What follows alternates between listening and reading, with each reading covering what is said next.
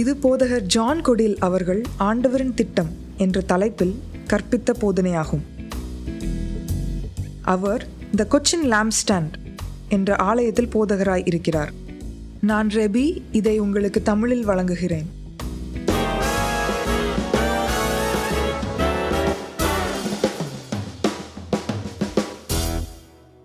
நோவாவின் வெள்ளம் பகுதி 2. நாம் அடுத்த முக்கியமான காரியத்திற்குள்ளாக செல்வோம். ரெயின்போ கவனன்ட், வானவில் உடன்படிக்கை. ஆதியாகமம் 9:8-17. பின்னும் தேவன் நோவாவையும் அவன் குமாரரையும் நோக்கி, நான் உங்களோடும் உங்களுக்கு பின்வரும் உங்கள் சந்ததியோடும் உங்களோடே பேழையிலிருந்து புறப்பட்ட சகல ஜீவ ஜந்துக்கள் முதல் இனி பூமியில் உண்டாகப் போகிற சகல ஜீவ ஜந்துக்கள் பரியந்தம் பறவைகளோடும் நாட்டு மிருகங்களோடும் உங்களிடத்தில் இருக்கிற பூமியில் உள்ள சகல காட்டு மிருகங்களோடும் என் உடன்படிக்கையை ஏற்படுத்துகிறேன். இனி மாம்சமானவைகளையெல்லாம் ஜலப்பிரளயத்தினால் சங்கரிக்கப்படுவதில்லை என்றும் பூமியை அழிக்க இனி ஜலப்பிரளயம் உண்டாவதில்லை என்றும் உங்களோடே என் உடன்படிக்கையை ஏற்படுத்துகிறேன் என்றார். அன்றியும் தேவன், எனக்கும் உங்களுக்கும் உங்களிடத்தில் இருக்கும் சகல ஜீவ ஜந்துக்களுக்கும் நித்திய தலைமுறைகளுக்கென்று நான் செய்கிற உடன்படிக்கையின் அடையாளமாக நான் என் வில்லை மேகத்தில் வைத்தேன். அது எனக்கும் பூமிக்கும் உண்டான உடன்படிக்கைக்கு அடையாளமாய் இருக்கும். நான் பூமிக்கு மேலாய் மேகத்தை வருவிக்கும் போது அந்த வில் மேகத்தில் தோன்றும். பிரளயமாய் பெருகாதபடிக்கு எனக்கும் உங்களுக்கும் மாம்சமான சகல ஜீவஜந்துகளுக்கும் உண்டான என் உடன்படிக்கையை நினைவு கூறுவேன். அந்த வில் மேகத்தில் தோன்றும் போது தேவனுக்கும் பூமியின் மேல் உள்ள சகலவித மாம்ச ஜீவன்களுக்கும் உண்டான நித்திய உடன்படிக்கையை நான் நினைவு கூறும்படிக்கு அதை நோக்கி பார்ப்பேன். இது எனக்கும் பூமியில் மேல் உள்ள மாம்சமான யாவுக்கும் நான் ஏற்படுத்தின உடன்படிக்கையின் அடையாளம் என்று நோவாவோடே சொன்னார். ஆதியாகமம் 2:5-6. நிலத்தினுடைய சகலவித செடிகளும் பூமியின் மேல் இன்னும் உண்டாகவில்லை, நிலத்தினுடைய சகலவித பூண்டுகளும் இன்னும் முளைக்கவில்லை, ஏனெனில் தேவனாகிய கர்த்தர் பூமியின் மேல் இன்னும் மழையை பெய்ய பண்ணவில்லை, நிலத்தை பண்படுத்த மனுஷனும் இருந்ததில்லை. அப்பொழுது மூடு பனி பூமியிலிருந்து எழும்பி பூமியை எல்லாம் நனைத்தது.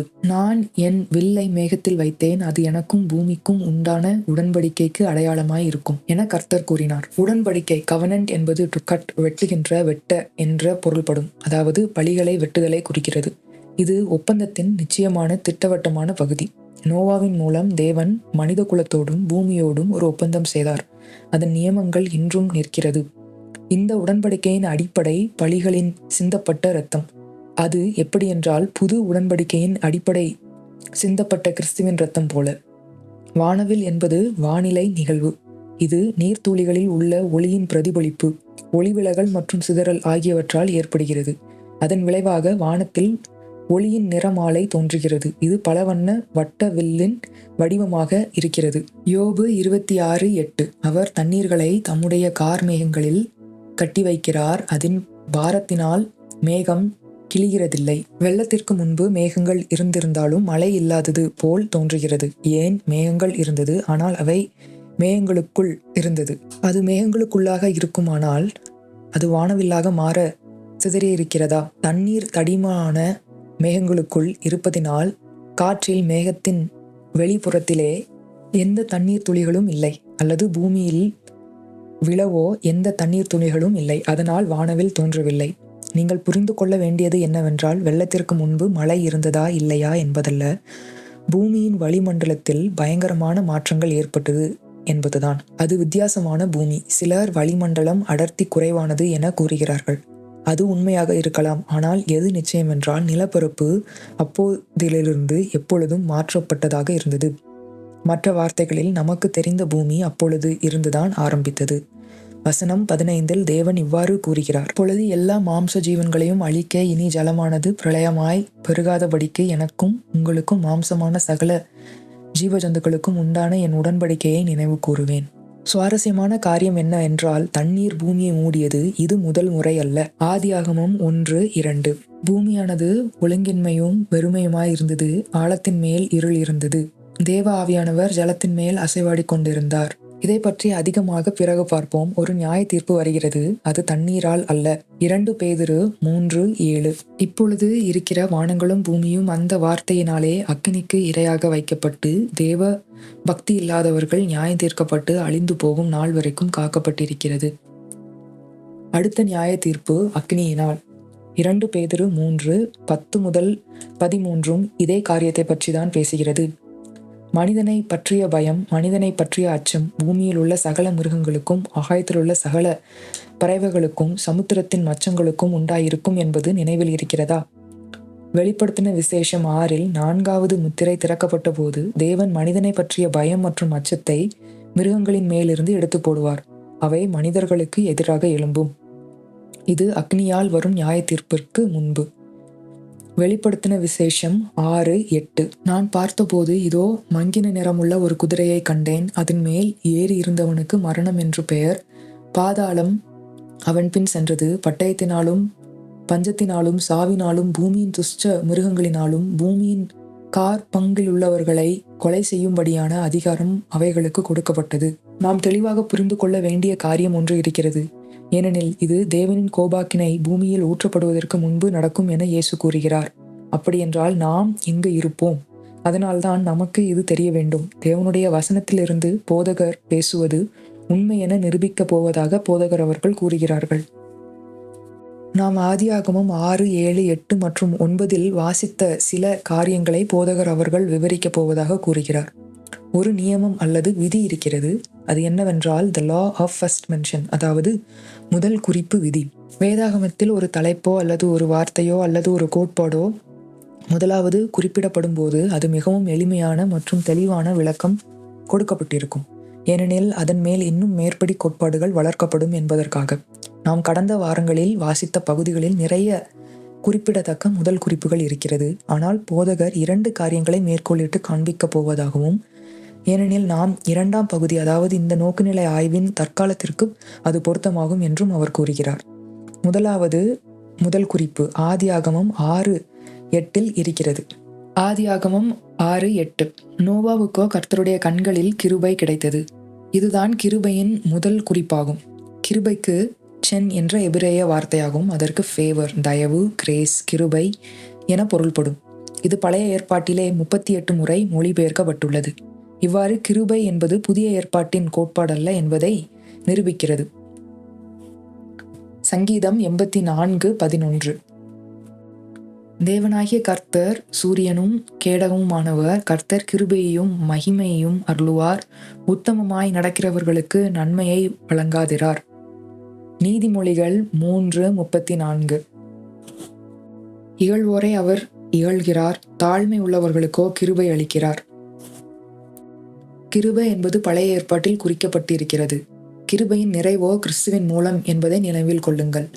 யோவான் 1:17 எப்படியெனில் நியாயப்பிரமாணம் மோசையின் மூலமாய் கொடுக்கப்பட்டது, கிருபையும் சத்தியமும் இயேசு கிறிஸ்துவின் மூலமாய் உண்டாயின.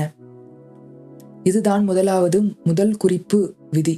2வது மிகவும் முக்கியமானது. அதற்கு நீங்கள் கவனம் செலுத்த வேண்டும் என போதகர் கூறுகிறார். குடிப்பழக்கத்தின் முதல் குறிப்பு நிர்வாணத்தின் 2ஆம் குறிப்பை ஏற்படுத்தியது. ஆதியாகமம் 9:21 அவன் திராட்சரசத்தை குடித்து வெறி கொண்டு தன் கூடாரத்தில் வஸ்திரம் விலகி படுத்திருந்தான். நிர்வாணத்தின் முதல் குறிப்பு ஆதியாகமம் 3 இருக்கிறது. இதை நாம் விரைவில் படிப்போம். அது மனிதனின் வீழ்ச்சியினால். குடிப்பழக்கம் பழைய மற்றும் புதிய ஏற்பாட்டில் ஆக்கினை தீர்க்கப்படுகிறது. குடிப்பழக்கம் நிர்வாணத்தை ஏற்படுத்துகிறது. நமக்கு ஆதியாகமத்திலேயே 2 சாட்சிகள் இருக்கிறது. ஒருவேளை நீங்கள் உங்களுடைய ஆடையை கலற்றாமல் காத்துக்கொள்வீர்கள்.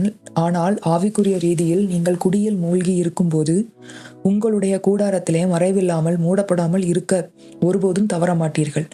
போதகர் இந்தியாவை விட்டு செல்வதற்கு முன்பு இந்தியாவில் வாழ்ந்த ஆரம்ப கால நினைவுகளில் ஒன்று என்னவென்றால் போதகரின் தகப்பனார் மற்றும் அவரின் நண்பர்களின் பிரமாண்டமான பார்ட்டிகள் என போதகர் அவர்கள் கூறுகிறார்கள். போதகரின் தகப்பனாரின் ஒரு நண்பர் ஒரு கப்பல் கேப்டன். இப்படிப்பட்டதான ஒரு சுவடு அவருடைய பாரில் இருந்ததாம். குடிக்கிற எவனும் குடியில் மூழ்கிறான், குடியில் மூழ்கிற எவனும் தூங்க செல்கிறான், தூங்க செல்கிற எவனும் பாவம் செய்வதில்லை, பாவம் செய்யாத எவனும் பரலோகிற்கு செல்கிறான். அதனால் எல்லாரும் குடித்துவிட்டு பரலோகம் செல்வோம். போதகருக்கு இந்த கேப்டன் ஒரு முன்மாதிரி எனவும் இது அவருக்கு வழிகாட்டி வசனமாக அவரின் ஹைஸ்கூல், காலேஜ் மற்றும் தொழில் வாழ்க்கை வரையில் இருந்தது என அவர் கூறுகிறார். அதாவது தன்னை இயேசு கண்டு தன்னை ரட்சிக்கும் வரை என கூறுகிறார்.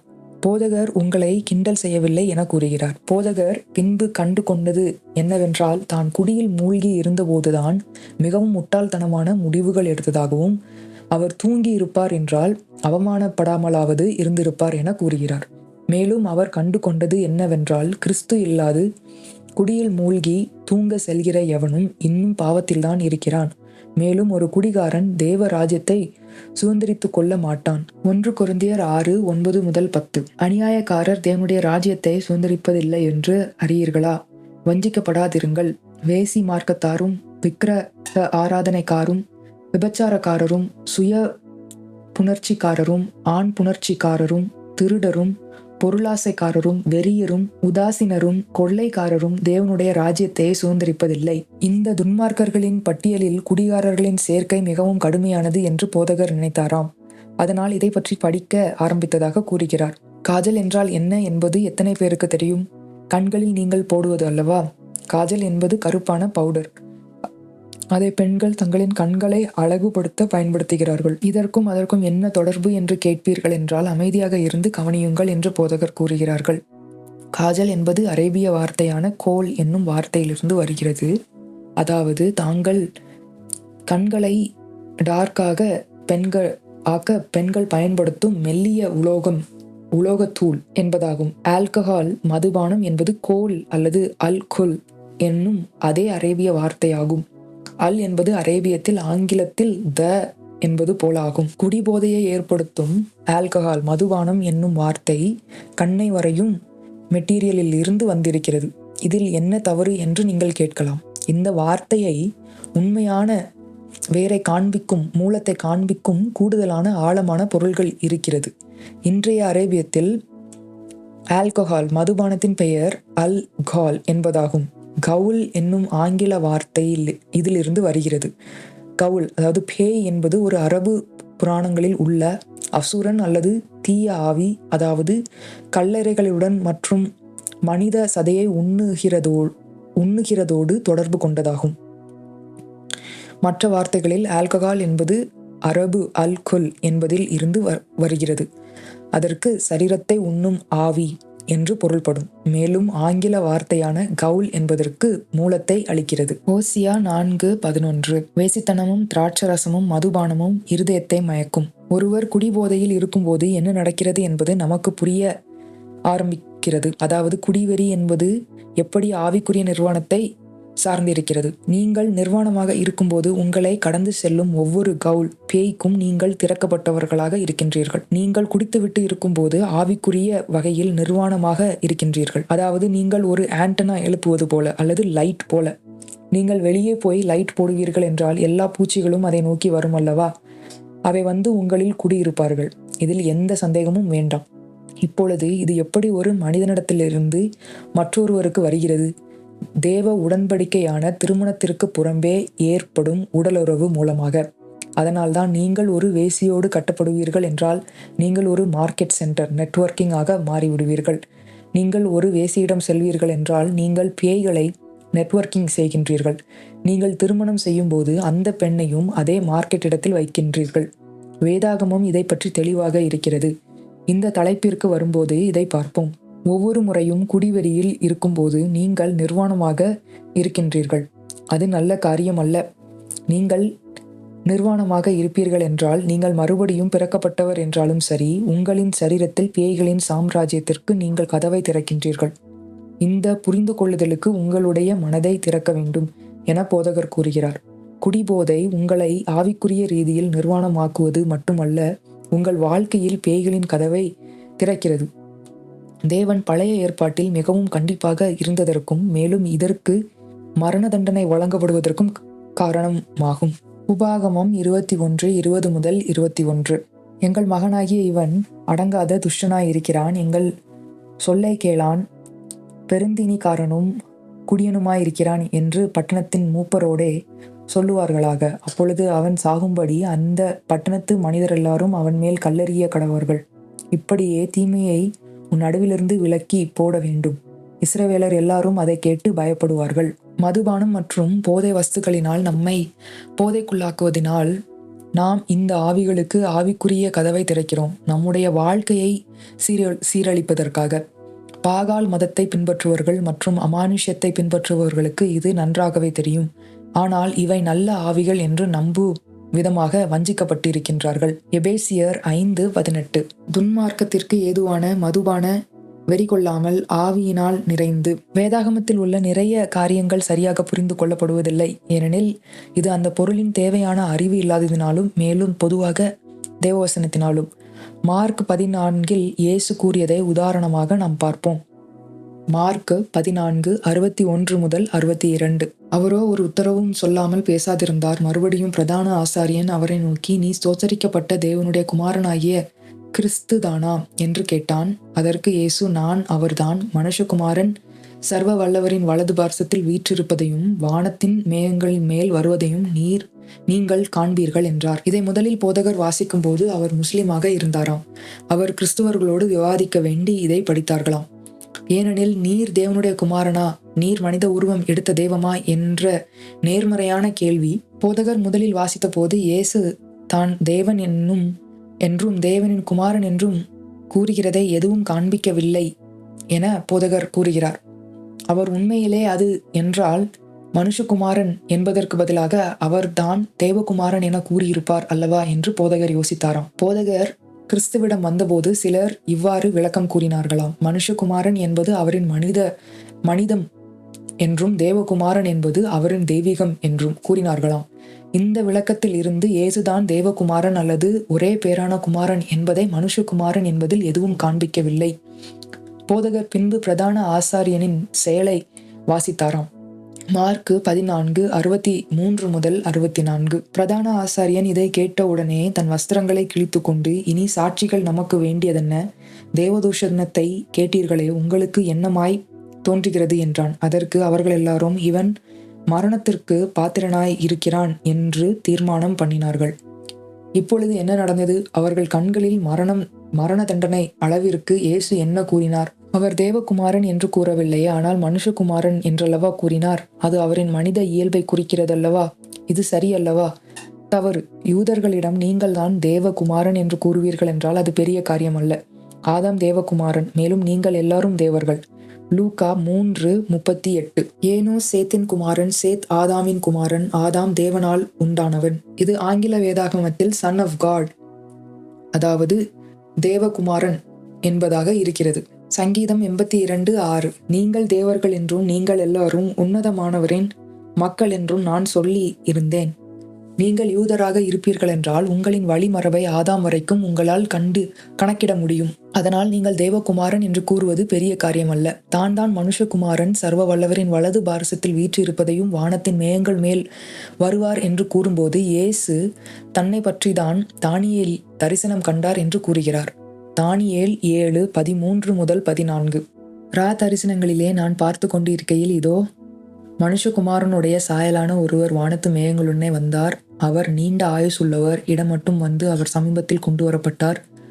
சகல ஜனங்களும் ஜாதியாரும் பாஷைக்காரரும் அவரையே சேவிக்கும்படி அவருக்கு கர்த்தத்துவமும் மகிமையும் ராஜரீகமும் கொடுக்கப்பட்டது. அவருடைய கர்த்தத்துவம் நீங்காத நித்திய கர்த்தத்துவமும் அவருடைய ராஜ்யம் அழியாததுமாய் இருக்கும். இயேசு அவர்தான் மனுஷகுமாரன் என்று கூறின போது இயேசு நான் தான் அவர் என்று கூறினார். அவர் தங்களின் வஸ்திரங்களை கிழித்ததன் காரணம் என்ன என்றால் அவர்தான் தானியேலின் தீர்க்க தரிசனத்தின் நிறைவு என இயேசு கூறினார். பரிசேயர்களும் மூப்பர்களும் அழகிய மொழியில், நீர்தான் வரப்போகிற ஸ்தோத்தரிக்கப்பட்டவரா என்று கேட்டார்கள். இயேசு கர்த்தரின் வார்த்தையை பயன்படுத்தினார். உங்களை நியாயம் தீர்க்க வரப்போகிறவர் நான் தான். அதனால்தான் அவர்கள் தங்களின் வஸ்திரங்களை கிழித்தார்கள். போதகர் கூற வருவது என்னவென்றால், புதிய ஏற்பாட்டிலிருந்து மட்டும் இதை நீங்கள் புரிந்து கொள்ள முடியாது. உங்களுக்கு பழைய உடன்படிக்கையிலிருந்து வசனங்களை புரிந்து கொள்ளும் அறிவு வேண்டும். அப்படியென்றால் மட்டுமே புதிய உடன்படிக்கையில் உள்ள அதன் நிறைவை நீங்கள் பார்ப்பீர்கள். அதனால்தான் தேவன் குடிகாரர்களுக்கு பரலோகிற்கு செல்ல அனுமதி மறுப்பதன் காரணம் ஏன் என்பதை புரிந்து கொள்ள பழைய ஏற்பாட்டிற்கு நாம் செல்ல வேண்டும். நிர்வாணம். நீதிமொழிகள் 4:7. ஞானமே முக்கியம். ஞானத்தை சம்பாதி. எண்ணத்தை சம்பாதித்தாலும் ஞானத்தை சம்பாதித்துக்கொள். இந்த புரிந்து கொள்ளுதலை உங்களுக்குள் திணிப்பது போதகரின் வேலை அல்ல. நீங்கள் வெளிப்படுத்தப்பட்ட தேவனின் சித்தம், அதாவது வேதாகமத்திலிருந்து நீங்கள் இதை சேகரித்துக் கொள்ள வேண்டும் என அவர் கூறுகிறார். 2 தீமோத்தேயு 2:15. நீ வெட்கப்படாத ஊழியக்காரனாயும் சத்திய வசனத்தை நிதானமாய் பகுத்து போதிக்கிறவனாயும் உன்னை தேவனுக்கு முன்பாக உத்தமனாக நிறுத்தும்படி ஜாக்கிரதையாயிரு. இது உங்களின் வேலை என போதகர் கூறுகிறார். நீங்கள் தேவ வசனத்தை படிக்க வேண்டும். இந்த கோர்ஸின் நோக்கம் என்ன என்றால், எங்கு தேட வேண்டும், என்ன தேட வேண்டும் என்பதை அது கூறுகிறது. அதாவது உங்களை என் நோக்கு நிலை இது செய்கிறது. அடுத்த வாரம் வருவதற்கு முன்பு ஆதியாகமம் 1 முதல் 5 அதிகாரங்களை வாசித்துவிட்டு வாருங்கள். நீங்கள் ஏற்கனவே வாசித்திருப்பீர்கள் என்றால் மறுபடியும் வாசியுங்கள். இன்று நாம் பல காரியங்களை பார்த்தோம். விடாமுயற்சியுடன் இருங்கள், ஜாக்கிரதையாயிருங்கள். நீங்கள் நிற்பீர்களா அல்லது விழுவீர்களா என்பது தேவனுக்கு முன்பாக. அதனால் நடிக்காதீர்கள், நாடகம் போடாதீர்கள். நம்முடைய உள்ளத்தில் உண்மை இருக்கிறது அல்லவா? ஆமேன். உங்களுக்கு ஏதேனும் கேள்விகள் இருக்குமானால் அதை எங்களுக்கு மின்னஞ்சல் மூலம் தெரியப்படுத்தலாம். மின்னஞ்சல் செலுத்தும் முகவரி help@lampstand.church, அதாவது HELP@lampstand.church அல்லது 9995864693 என்ற தொலைபேசி எண்ணில் எங்களை அழைக்கலாம் அல்ல மெசேஜ் மூலம் தெரியப்படுத்தலாம். நான் போதகர் ஜான் கோடியல். இதை கவனித்ததற்கு நன்றி. இந்த நாள் உங்களுக்கு ஆசீர்வாதமாக அமையட்டும்.